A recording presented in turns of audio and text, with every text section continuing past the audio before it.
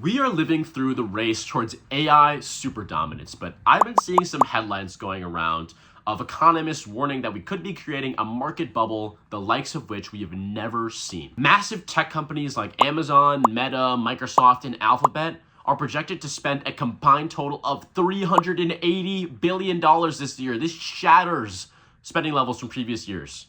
And this spending increase can be mostly attributed to the AI craze. A data center coming to a small fishing town near you. We've got tech companies lining up for the newest processing chip like a pack of 12-year-olds on French Toast Sticks Day at the school cafeteria. Google is doing research into how to strap chips onto a satellite and send them into fucking space so that they can be constantly exposed to the sun. Now, this is all fine and well. After all, I love AI and I use it every day. And to the extent that some new research can make all of our lives better, I'm here for it.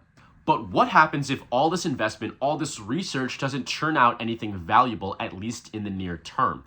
What exactly are we building here? Meta saw an 11% drop in its stock last week, partially because financial institutions are skeptical of what they see as Meta's commitment to an unknown revenue opportunity. Whereas AI investment at Amazon, Microsoft, and Google will obviously go towards their AI cloud services, Meta doesn't have those services. Instead, funding has been earmarked for what they're calling AI superintelligence.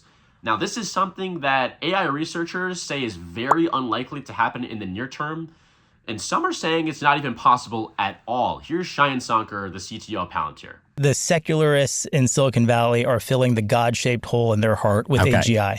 That there's not an empirical basis to believe that such a thing, it's like, okay, the models get better. Why do you think that this cliff is going to happen or they somehow turn us into house cats? Earlier this year, it was reported that there are now 498 AI startups or unicorns that have $1 billion valuations. Now, these valuations aren't coming from strong revenue sources or research breakthroughs. They're coming from $192 billion in venture capital investment from just this year. One of these startups is called Thinking Machines, led by former OpenAI executive Mira Murati, whose side note is absolutely stunning. Murati's company has a $10 billion valuation, but they haven't released a single product. And you might say, well, you and I aren't supposed to know what they're building. I'm sure the investors know what they're getting into. Well, they don't either.